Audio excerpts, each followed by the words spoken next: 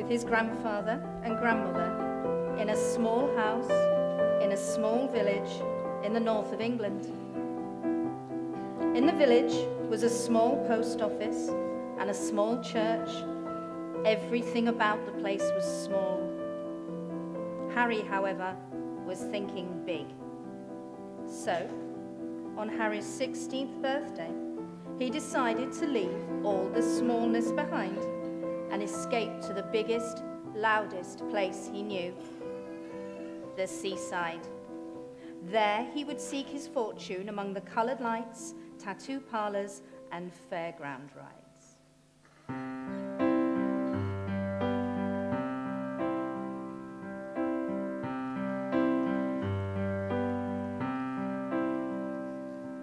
There's more to life than Sunday school and cricket, and Tuesday dances down the village hall. There's more than running errands for your neighbours. Oh, I'm so very tired of thinking small. And what's it all add up to after all?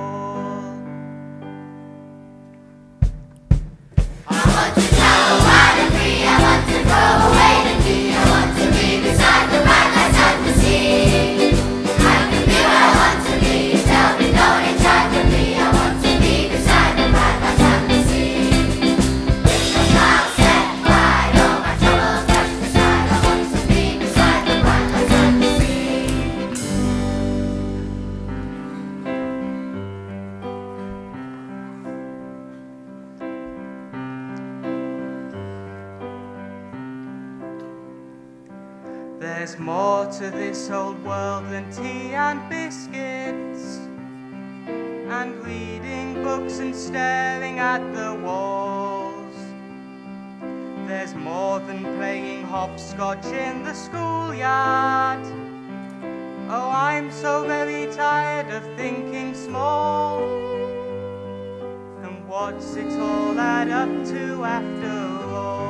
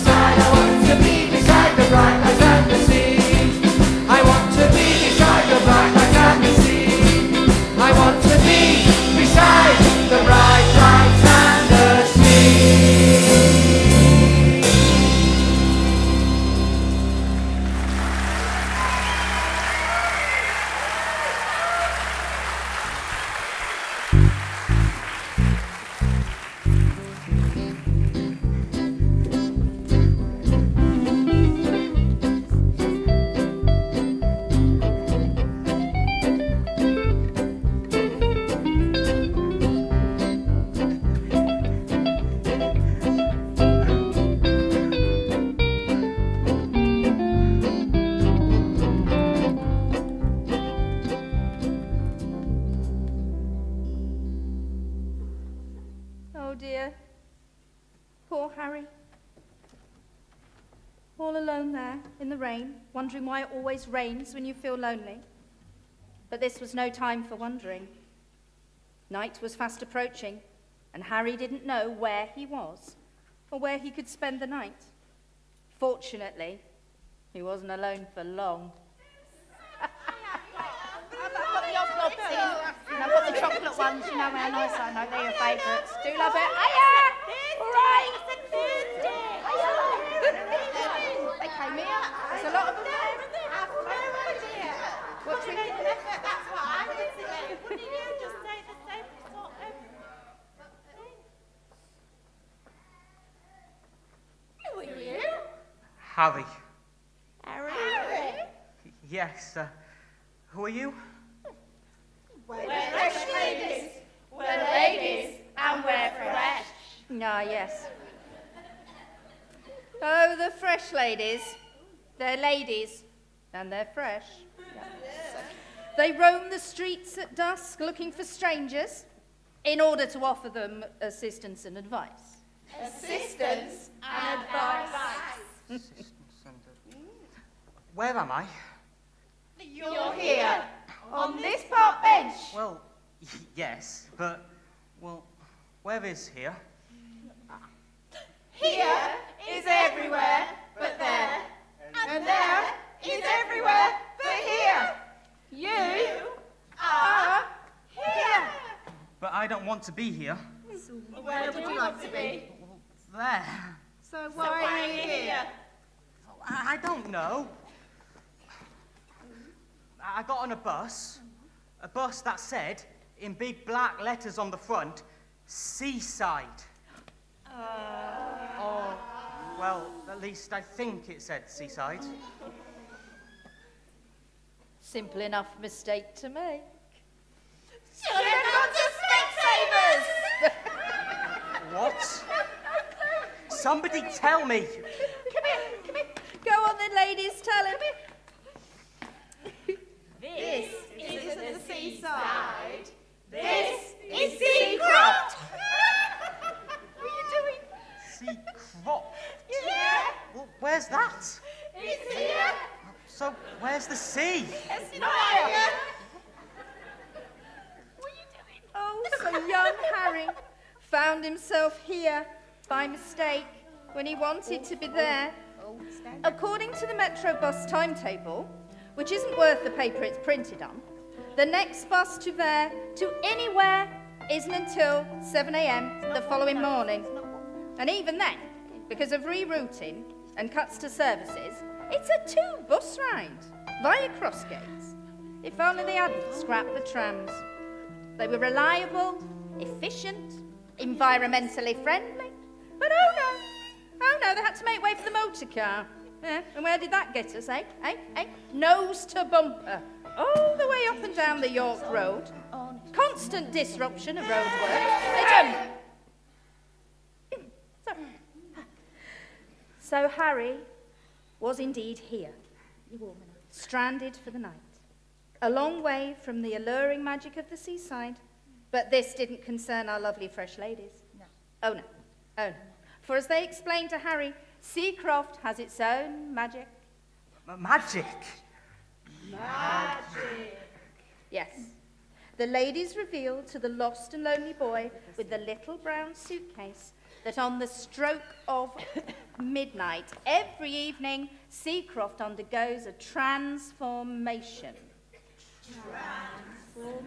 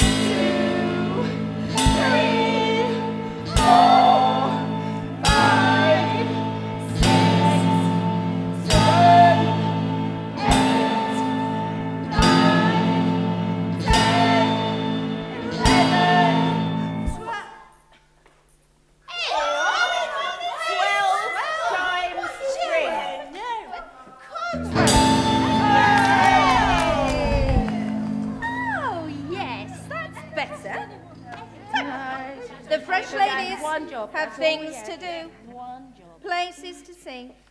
They wish Harry all the best for the night ahead and leave him with a pat on the head and a map.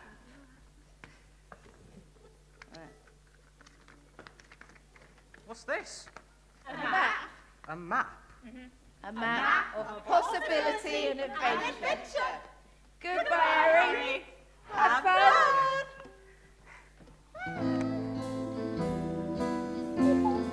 Lovely. Goodbye. We're the fresh ladies, we're ladies and we're fresh. We're loud and we're famous and we're nicer in the flesh. We're the fresh ladies, we're ladies and we're fresh. We're loud and we're famous and we're nicer in the flesh. We're the fresh ladies, we're ladies and we're fresh.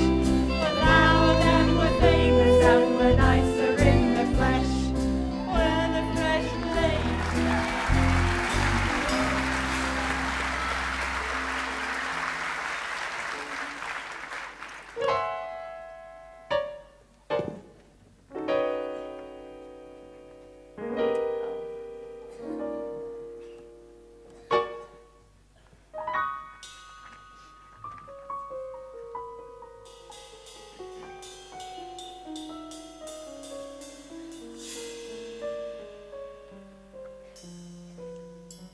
Harry wasn't alone for long.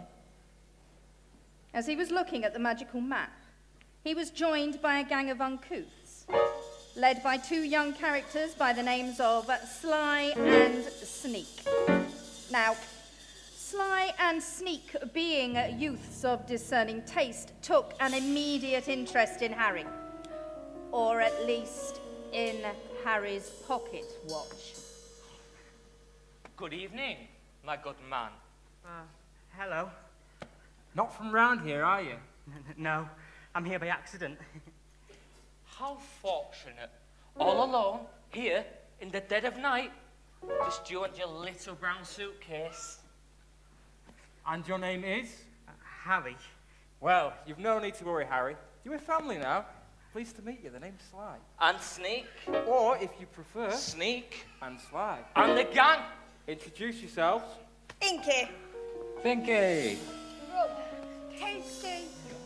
Twitchy. All of us here to help out young Harry.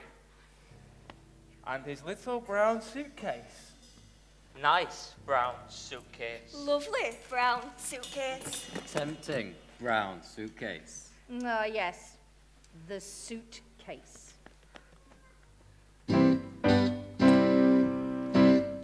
When You need a helping hand. Well, this is the perfect place. We're your new best friends, so let's have a look in the case. Who could doubt the kindness In his generous on his face. They call us kind and helpful, so let's have a look in the case. Maybe it's full of poetry books or kites that glow in the dark, origami bungalows, the teeth of an asking shark, knitting chapters, tapestries, lukewarm sausage rolls, medieval manuscripts, plastic shoes for dolls.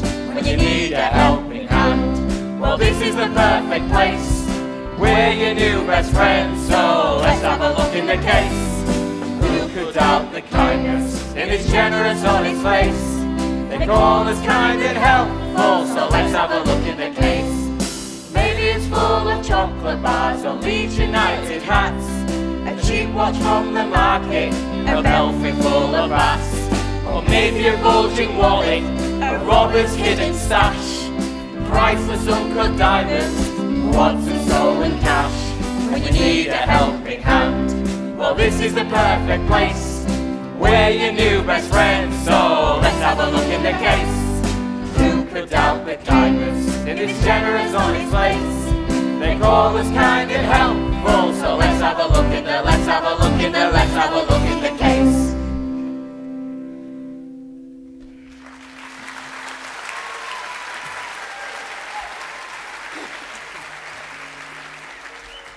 So, young Harry didn't take much persuading from his newfound friends. He had, after all, packed only the most useful and vital items that he knew might come in handy for a boy's visit to the seaside. 1 Christmas cracker, a tin of old hair oil,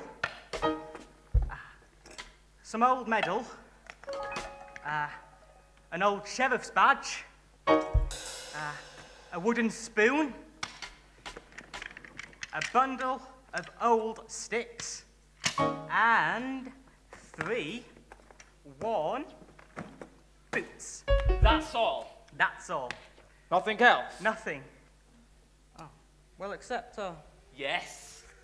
well, I have got this map.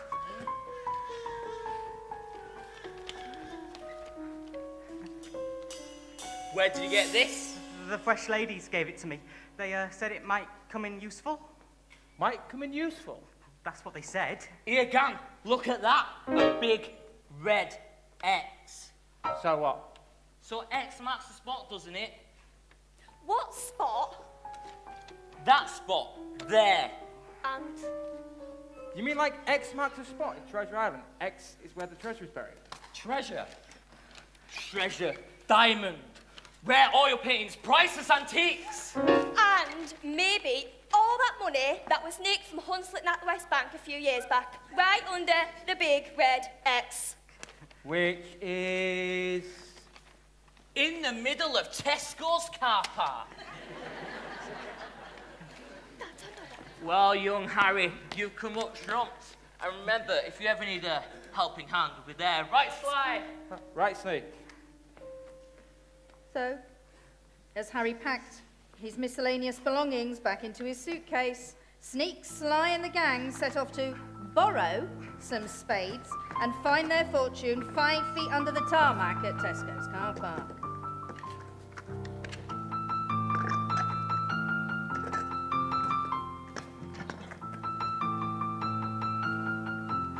Hey, wait for me! Calm yourself down, Chuck. But they're my friends, they're helping me out. Whoa, Harry, not so fast. Pillock. How do you know my name? Pillock. No, Harry. Ah, I know everything. You have magical powers. Nah, I'm just nosy. Who are you? Who was she indeed? Just in the nick of time, this was Mary the Fairy, come to rescue Harry from Sneak and the gang's pernicious criminality. Mary the Fairy was, unknown to Harry, his own personal good luck charm, ready when needed to come to his rescue and kick some serious arse. I'm Mary. Mary the Fairy. I speak as I find, and the first thing you need to know is that those sleaze bags aren't your friends. They're ne'er-do-wells, wrong-uns, beaten down by life, rejected by society that only caters for the rich and powerful. But wrong-uns all the same. They are. Believe it.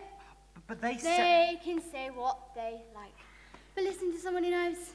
Every word they told you, to coin a phrase, is a pile of pants. Like she said, Mary the Fairy speaks as she finds. Harry, however, was going to take some convincing. Come on. Let me show you.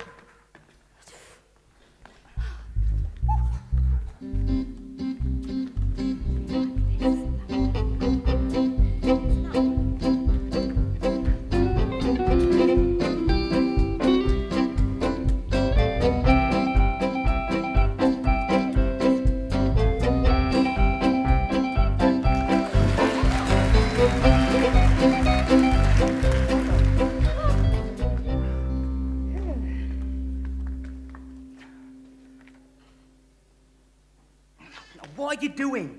Just a shortcut. The old drainage system for the mines. We'll be fine as long as it don't rain. What happens if it rains? Why can't you hold your breath?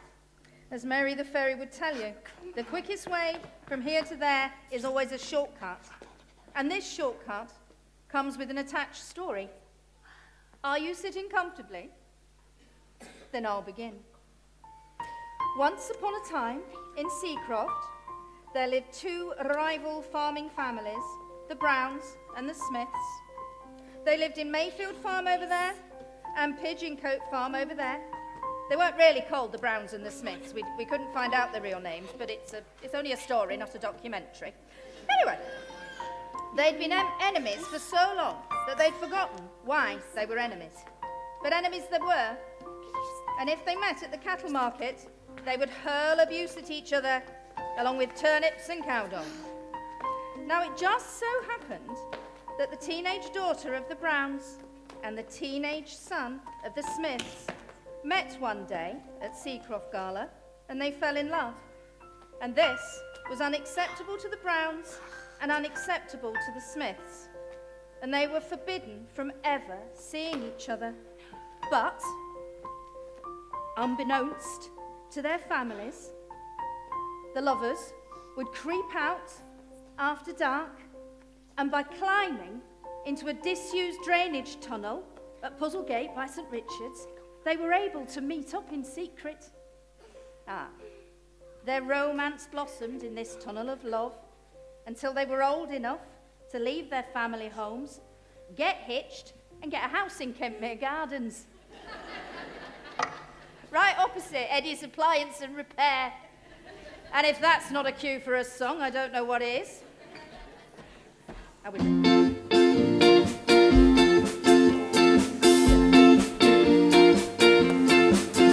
Oh, it's hard being Juliet in SEACROFT, with the rain playing havoc with your hair.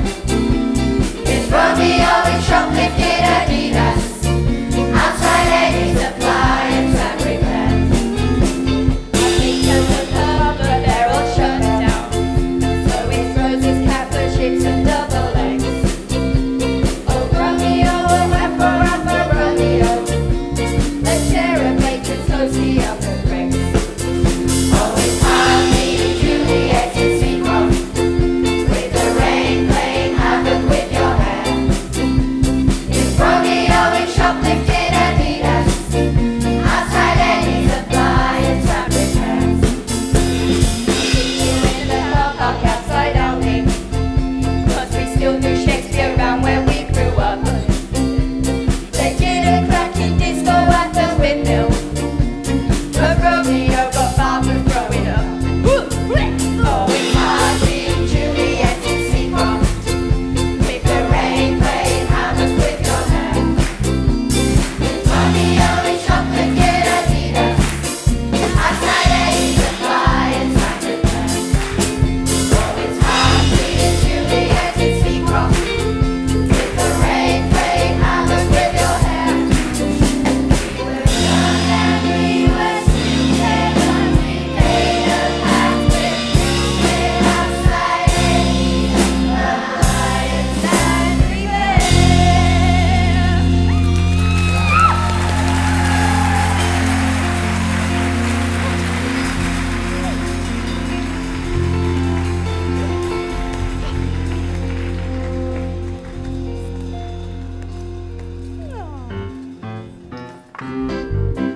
Oh, here he comes.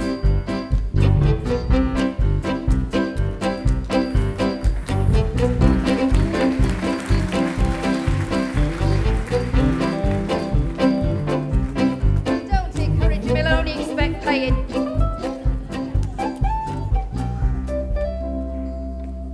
Harry and Mary emerged from the star-crossed tunnel to a most unusual sight.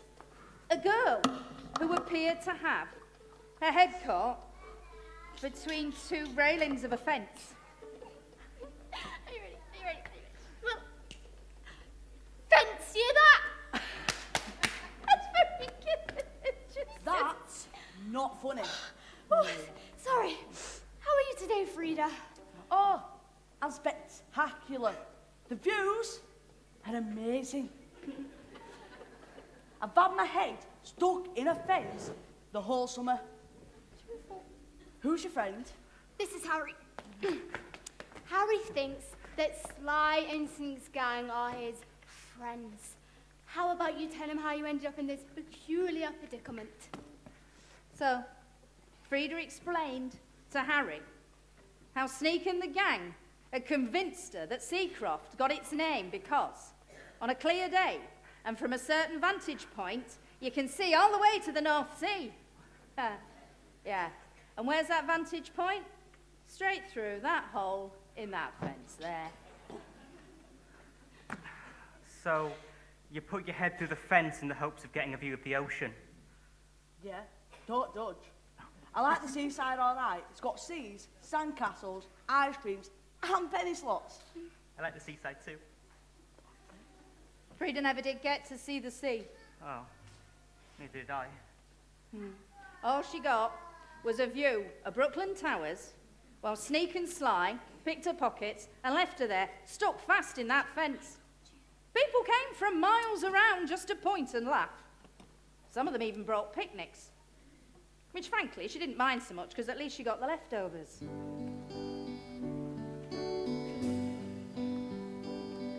I could be playing Xbox in my bedroom, watching daytime telly in my dressing gown. I could be on the bus with my headphones to meet up with my mates in town. But I'm a girl without a future.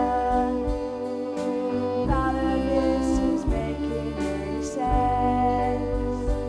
There's a whole world waiting for me somewhere.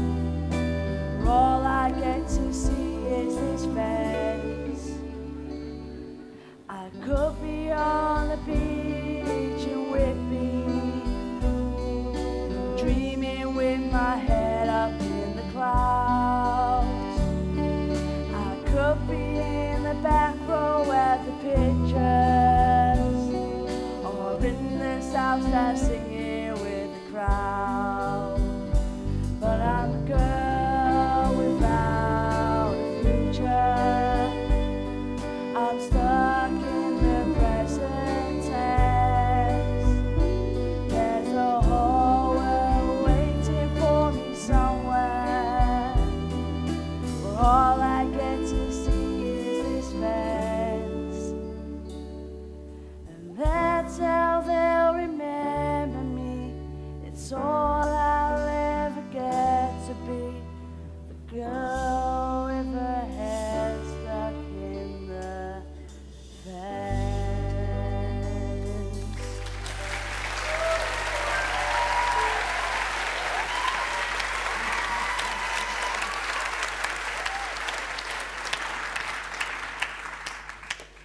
And do you know when I find them?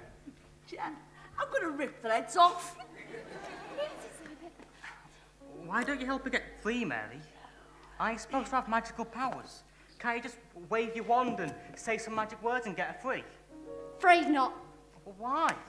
Haven't got a wand. She's only half a fairy. Truth be told, Mary was only halfway through her MVQ in magical powers and fairy management. You know, the one they do at Leeds City College. Only get a wand after I've passed my final exams. Sorry, Frida. Don't worry, I won't take offence. Oh, she's good. She's good. I'll tell you what, let me have a look in my case. Harry opened his case and pulled out a tin of hair oil, last used decades ago by his granddad to slick back his receding teddy boy quiff. I think I'll have to stay here. Will it work? No idea, but looks like sloppy fun. One! Two! Three!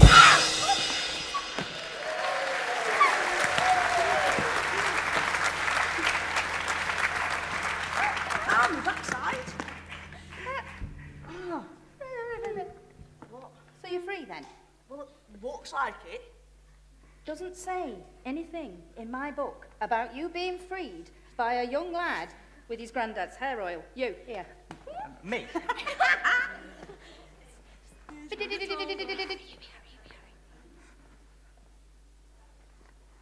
we've got a very long way to go, and we're never going to get there if you keep changing the story. Good? I'm sorry. Yes. Can we carry on? Just saying. Oh, don't encourage it.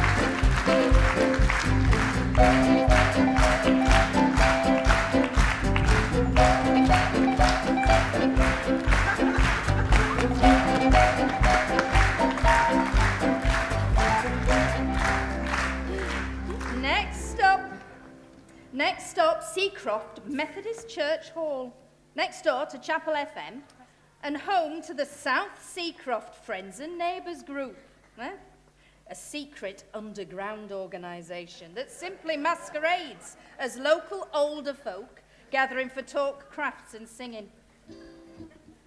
Yeah, shut up, yeah? Right, what's that noise? It's what my grandma calls young people's music. Well, it was indeed a young people's music. In fact, to be precise, it was the music of Dazzle preparing for a show. Come on.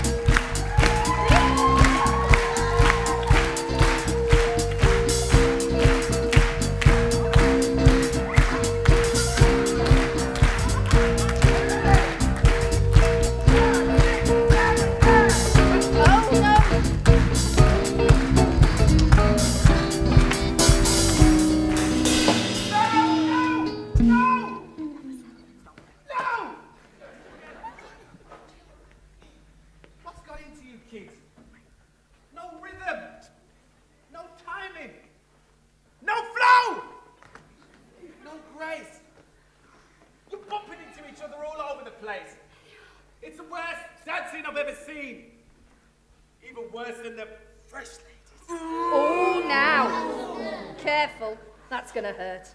But what the leader doesn't know is the cause of this calamitous choreography, the reason for the wreckage, and the story behind the dance troupe that lost its rhythm. The culprits were sneaking the gang, and here's how it happened. At a recent SEACROFT gala, sometime in the afternoon, and as Dazzle were out on the edge of the green running through their warm-up exercises, the gang slipped into the changing tent, making off with loose change, a couple of mobile phones, and more importantly, Dazzle's rhythm.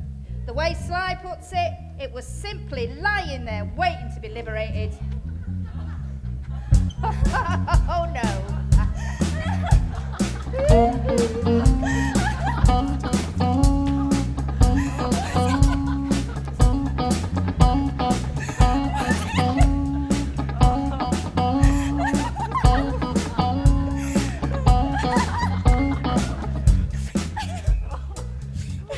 What is it? It's rhythm. What have you got that for? I don't know. It was just lying there, so I picked it up, put it in my pocket, and now I can't stop dancing. What can I do with it? It's no use to me.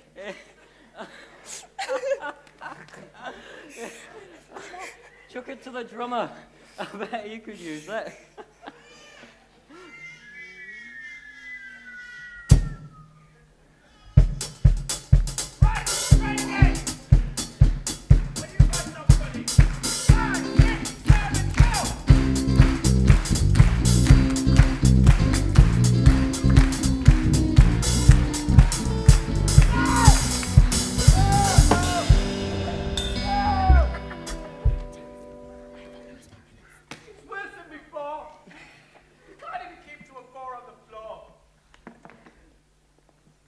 I might have something. Eh?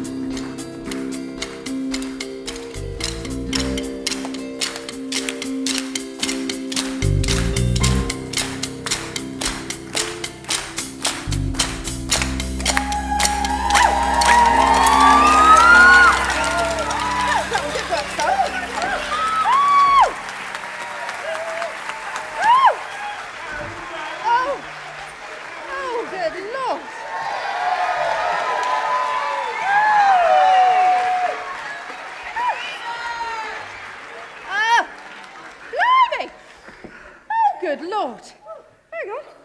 Oh, I need a breather after that. Right, where are we? Yes, right. So, Harry and Mary, now joined by Frida, set off looking for the X that marked the spot. Only now, they haven't got the map, since he's been pinched by Sneak and the gang. But not to worry, Harry's now got 2 girls with him, so he can rely on their superior sense of direction. Oh yeah, you know what I'm talking about. Where are we going? Forwards. Even forwards in that direction. Yeah, but only if you're upside down. Best to navigate by the churches. Because people can get lost for weeks in SEACROFT, you know. In and out the ginnels, up and down the cul-de-sac. But you should never go anti-clockwise of a church. It's a little bit of bad luck and you might step in dog poop. Nah, yeah. I know where we are, you know. Just give us a clue then. Nah. I'll let her tell you. Oh, thank you very much, yes. We're just around the corner from the Dennis Healy Centre on an unassuming patch of grass set back from the road. I know. This was the very spot where Frida's granddad had become a local hero. Sort of. He told her the story that many times about how, some time ago, when he was a kid, probably when dinosaurs walked the earth, he came here to this place to save a tree from being bulldozed. A tree near his old house, a silver birch he'd grown up with.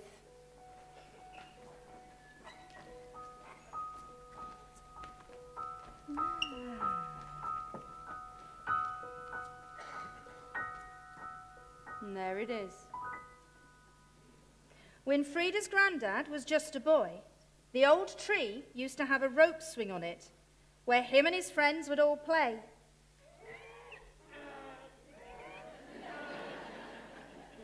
It was the tree he'd carved his initials into with his first love, Bertha Waterworth.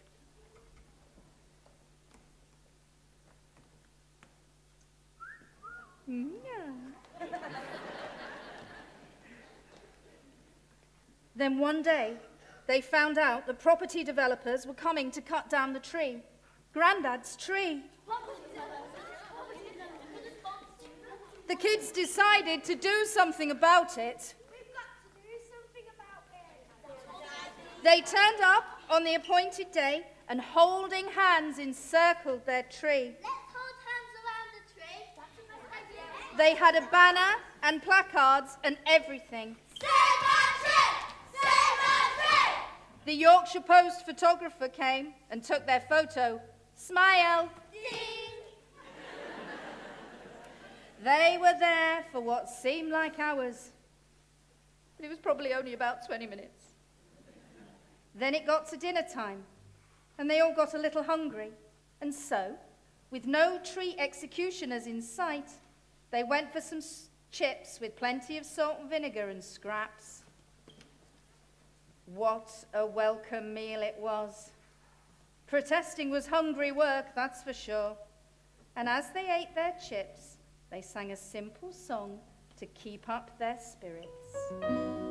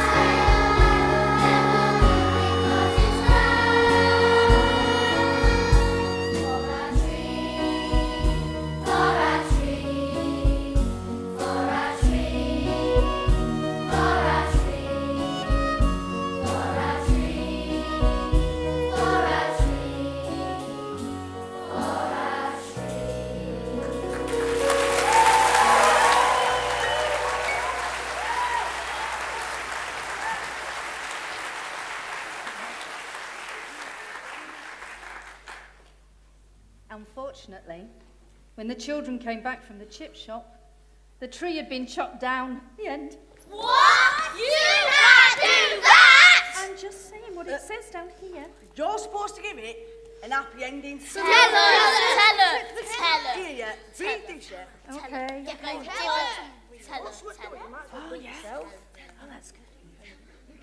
You're gonna like it. You're gonna like it. Yeah, better like it, 'cause it's the truth. Right, read that. Do you know, you can stand up for yourselves. You lot, Mr. Dyson's teaching you well. Here we go. So, I'm doing it. They had a banner, placards and everything. The Yorkshire Post photographer came up and took their photo. Smile. Ding. And then it got to dinner time. But Frida's granddad and his young pals refused to leave their positions. They stayed there all day, and the day after that, and the day after that. 3 months they surrounded that tree. 3 months, 3 long months, until the developers gave in and allowed the tree to stand proud and defiant. And here it grows to this day, a reminder of the determination of one boy and his young friends. Yes! Tree power!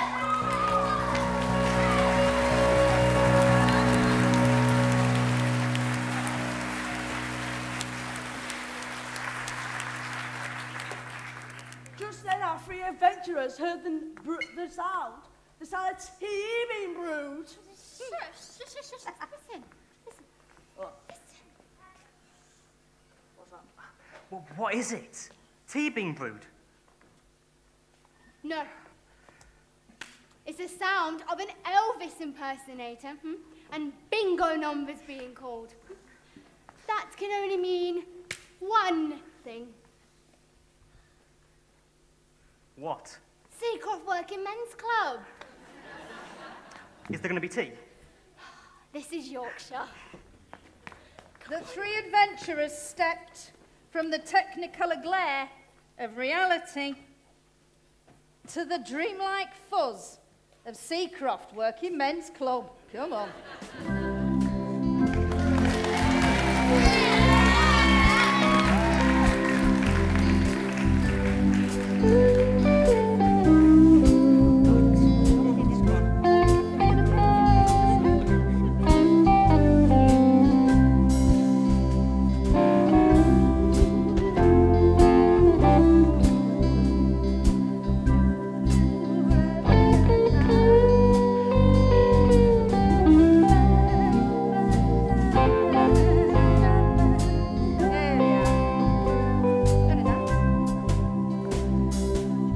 SEACROFT Working Men's Club, a place where the men were men and the women were in charge.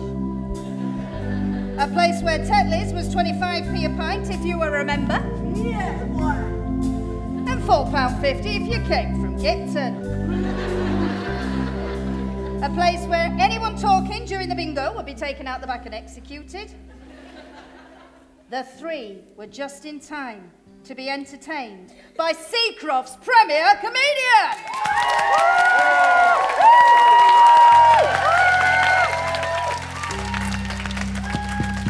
Testing, 1, 2, testing.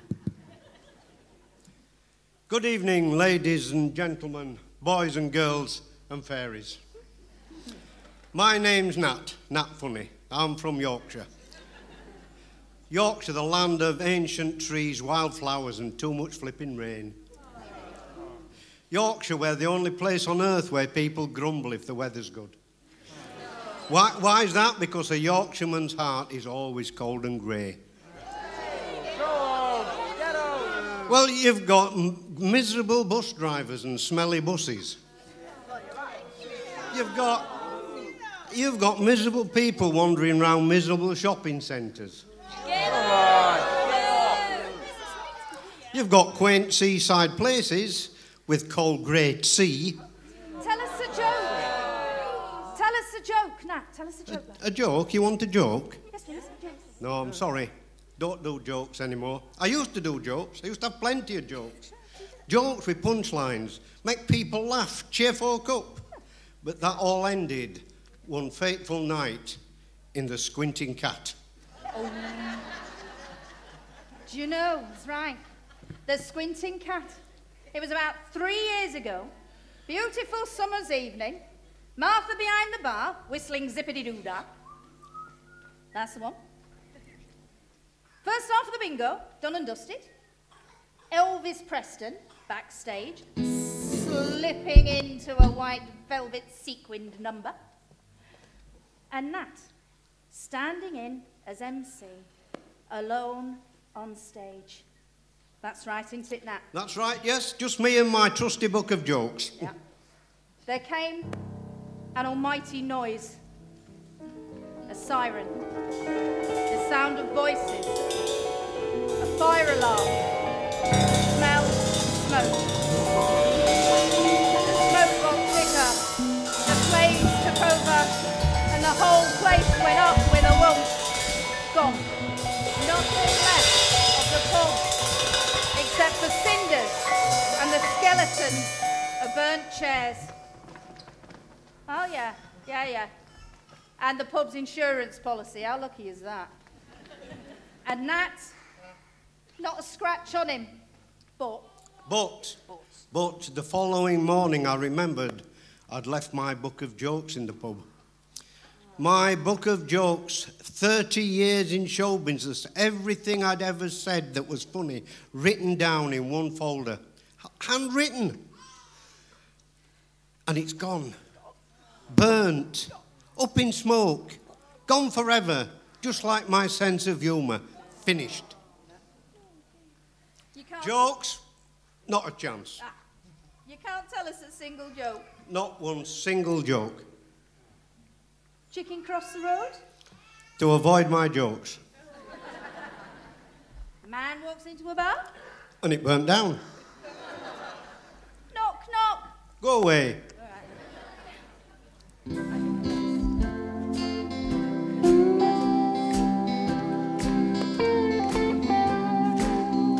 I'm the funny man who stopped being funny, 'cause all my jokes they turn out wrong. Once I was fun to be around, now I'll only bring you down, 'cause I'm a party pooper all day long. I'm the world's most miserable comedian.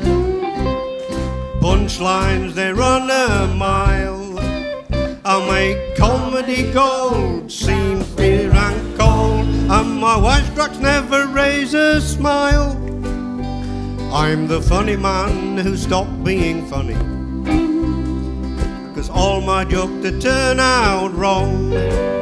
Once I was fun to be around, now I'll only bring you down, 'cause I'm a party pooper all day long. Yeah, a party pooper all day long. Too right, a party pooper all day long.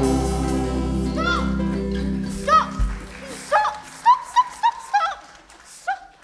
You are breaking a poor fairy's heart. These lovely people have come here for a good night out, for fun and laughter. If they wanted misery, they would have gone to Ellen Road. That's it, that. Really well this season. Any ideas? I can check my case.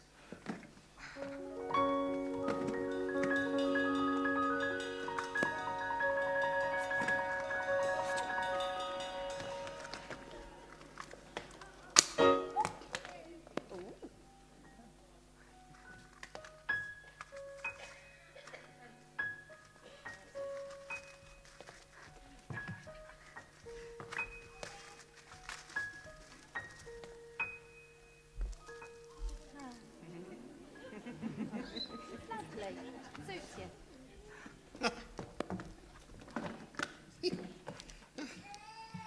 I found a Justin Bieber concert ticket nailed to a tree, so I pinched it. You never know when a nail will come in handy.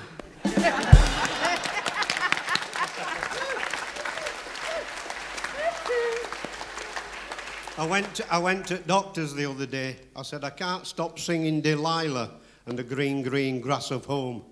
Oh, he said, you've got the Tom Jones syndrome. I says, is it common? He said, well, it's not unusual. My wife hasn't been well lately. No. Last week when it were raining, she was stood at the window looking ever so sad. Do you think I should have let her in?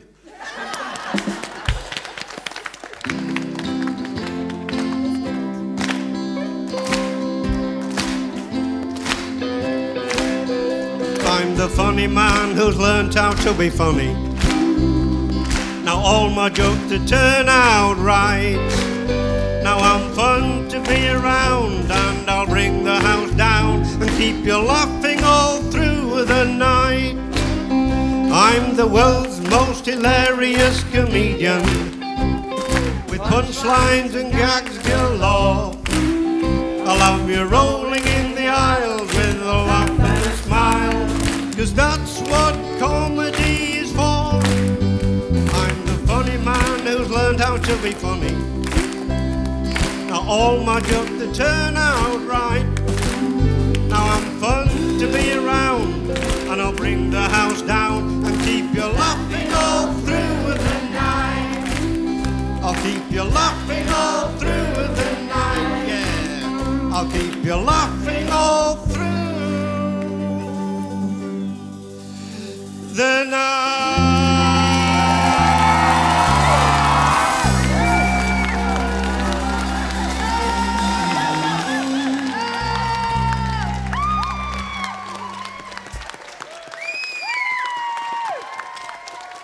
Thank you.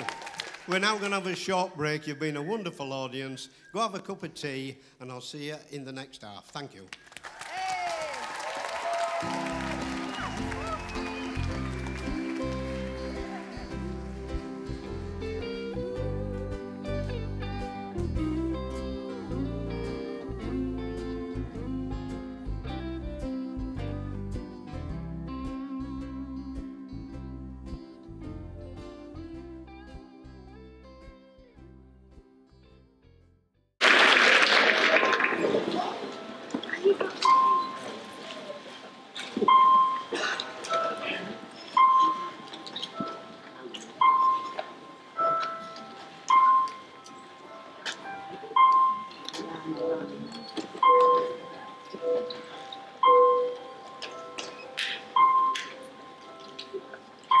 This is SEACROFT, Barndoe lass. During the Great War, like a lot of the lasses round here, Elsie went to work in Barndoe, stuffing ammunition into shell cases. Her husband Tom, a keen cricketer, used to play a lot on the SEACROFT green right here. He was an infantryman in the 15th Battalion, West Yorkshire Regiment, commonly known as the Leeds Pals.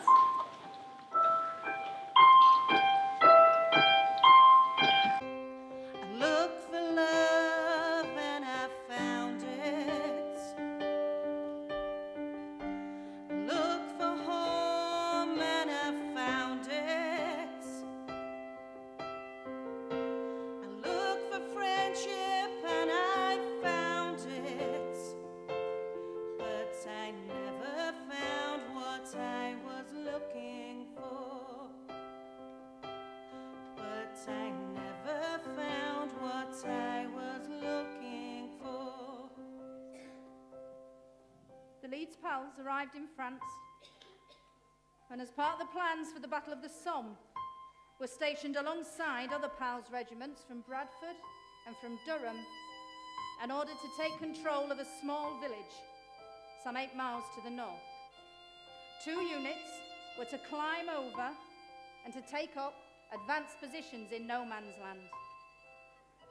Many reports tell of the bravery of the Leeds Pals as they walked into no man's land, but they never made it to the village. When the whistle went for the general advance at 7:30, within 2 minutes, the majority of the battalion were gunned down, and many of the Leeds Pals' lives were cut tragically short. From SEACROFT alone, Private T. Proud. Private G, parking. Private H, parking. Private F, Pickersgill. Private H, Pickersgill. Private A, Taylor. Private O, Taylor. Private W, Taylor. Private E, Thompson. Private H, Wood. Private H, Attack. Gunner F, Bateman. Private J, Graham. Private G, Brooke. Private E, Gardner. Private H, Kettlewell. Private A, Langstaff. Corporal W, Linley.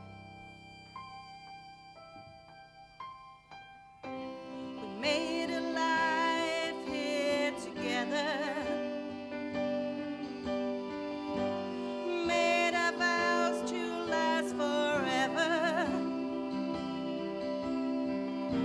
And though I hate to say I never, well, I never found what I was looking for. Well, I never found what I was looking for. Tom was just one of many hundreds of Leeds lads that lost their life in that first attack, gaining the military medal. On the day that Elsie received her husband's medal, she pinned it to her chest, and she wore it every day. And then, on the 5th of December, 1916, an explosion ripped through Barnbow, killing 35 women. Oh, Elsie survived, but in the ensuing chaos, she lost her husband's medal. Elsie passed away many years ago now, but they say every night she returns here to the green to search in vain for the medal that she lost.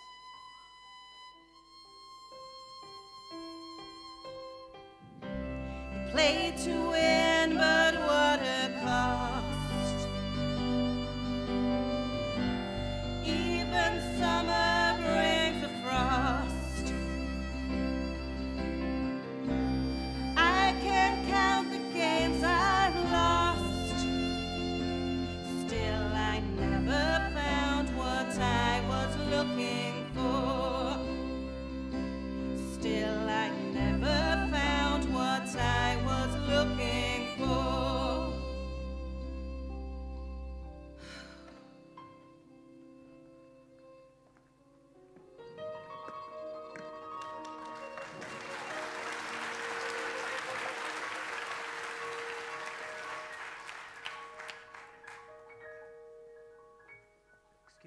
Excuse me. I found this. It's just over there. It looks like it might have belonged to you.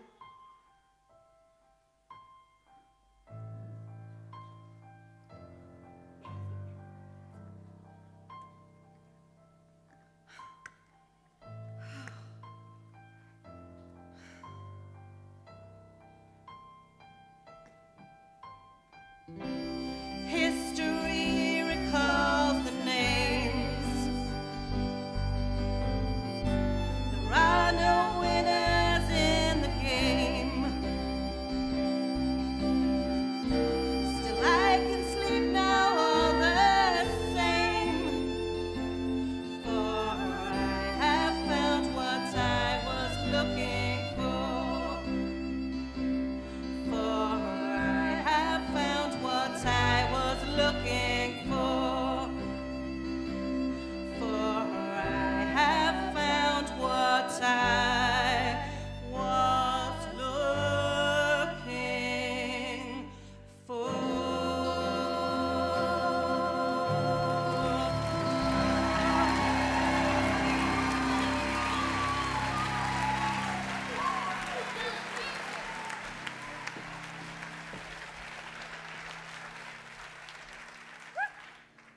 Before long, Harry, Mary and Frida found themselves beside the delightful tumbling waters of Monkey Beck, watching the minnows and sticklebacks dancing amongst the discarded bicycle wheels. There were no monkeys, despite the name, Only an upturned shopping trolley serving as a reminder that our adventurers were still on their epic adventure to find the X that marked the spot somewhere in the middle of Tesco's car park. First, though, they wanted to cool their tired feet in the gurgling brook beside Monkey Bridge. It had already been ever such a long night for Harry, and he was exhausted from carrying his suitcase.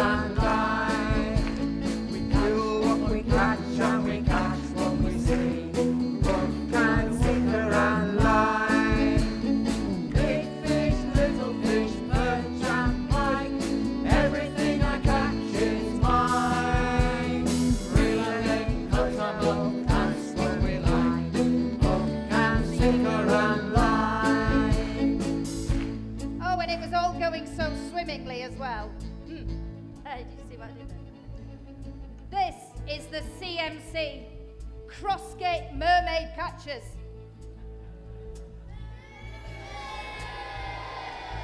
You see, they get it. I expected a boo. Very good, very good. This, watch yourself. A dastardly team of freshwater fishermen that stalk the streams and becks of East Leeds, looking for local delicacies to take back to their posh Crossgates fish and chip shops. Yeah, I know. And what is the major delicacy in such august establishments? Mermaid. Mermaid and chips wrapped with scraps, that's what.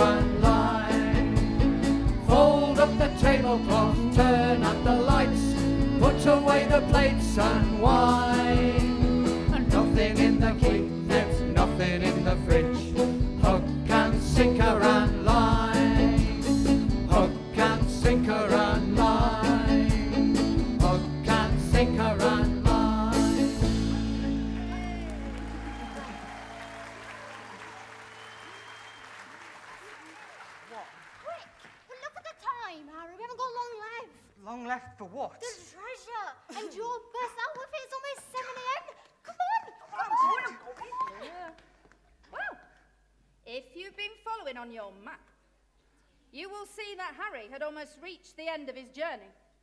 He'd had a whistle-stop tour of SEACROFT and, can you believe it, avoided being run over by lads on quad bikes. Now, all that was left was to find the treasure and get back to the bus stop in time for sunrise. Unfortunately, Harry, Mary and Frida weren't the only people looking for the treasure.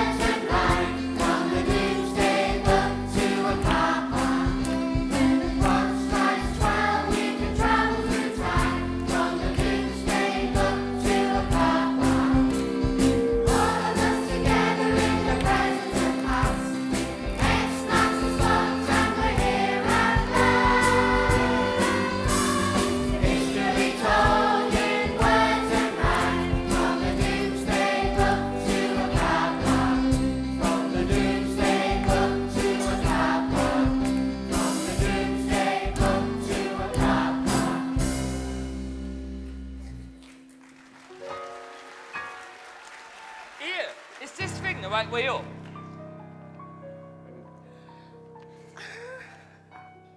Look, there's the green. There's the A64. There's the big red X. It's all lines and squiggles to me. Who are you? And what are you all doing here? Well, they're all looking for the treasure, the same as you. But the treasure is mine. Ours? And we've got the map. Look. Word gets around fast in SEACROFT, to see.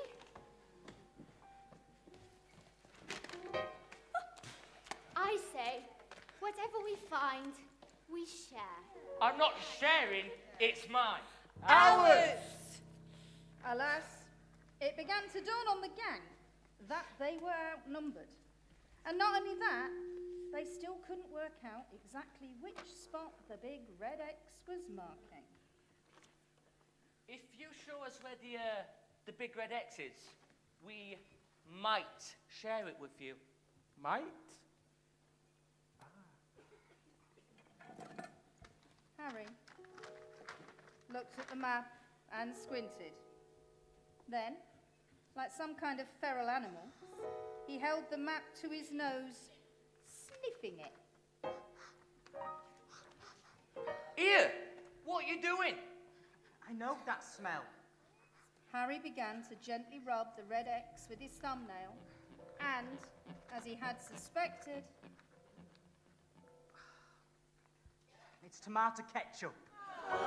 There is no X at all. It's just a ketchup stain. There is no treasure. yes. No! Yes. No! Yes. No! Stop being silly. Can I carry on? Yes. And so it was that the good people of SEACROFT began to make their way back to their homes. Their hopes dashed and their dreams in tatters. The end.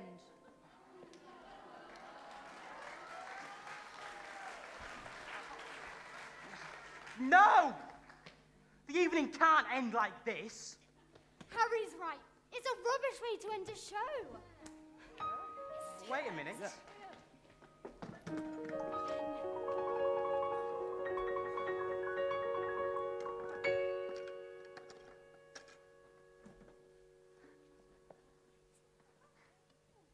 Here you go, Mary.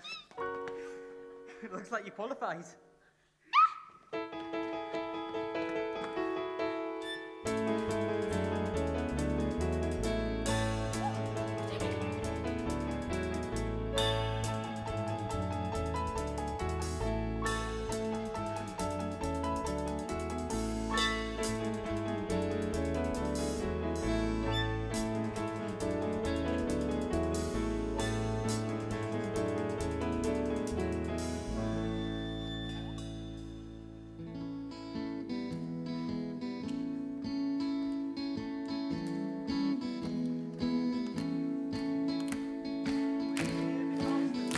In the kitchen, we're here because the gas fire's warm. We're here because there's toast on the table, and we're here because here is home.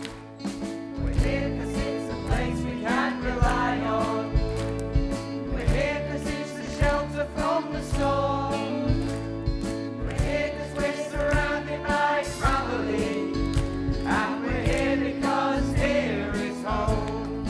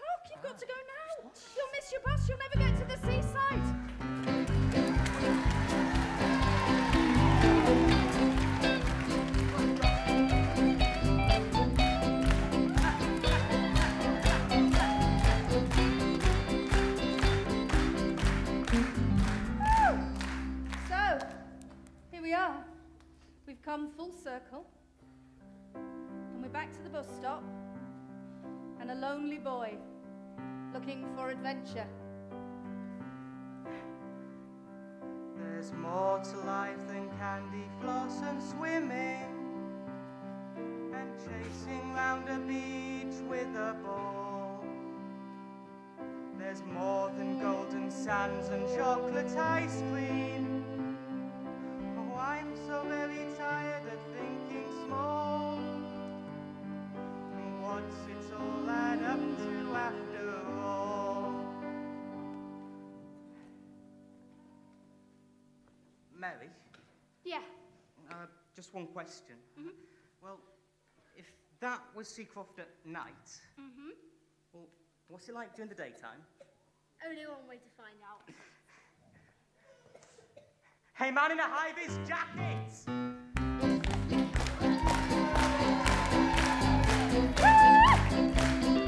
I won't be near the bus stop anymore, thanks.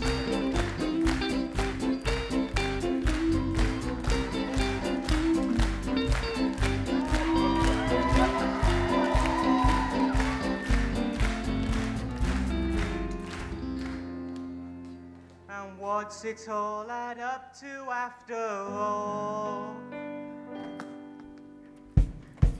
I want to travel wild and free, I want to throw away the key, I want to be beside the blackbirds and the sea. I can be where I want to be, there'll be no one in charge but me. I want to be beside the bright lights and the sea. Rock with my smile set wide, all my troubles pushed aside. I want to be beside the bright lights and the sea. I want to travel wild and free, I want to throw away the key, I want to be beside the bright lights and the sea. Rock and be where I want to be, there'll be no one in charge but me. I want to be beside the bright lights and the sea. Rock, set wide, all my troubles pushed aside. I want to be beside the bright lights and the sea. Rock, I want to be beside the bright lights and the sea. Rock, I want to be beside the bright lights and the sea.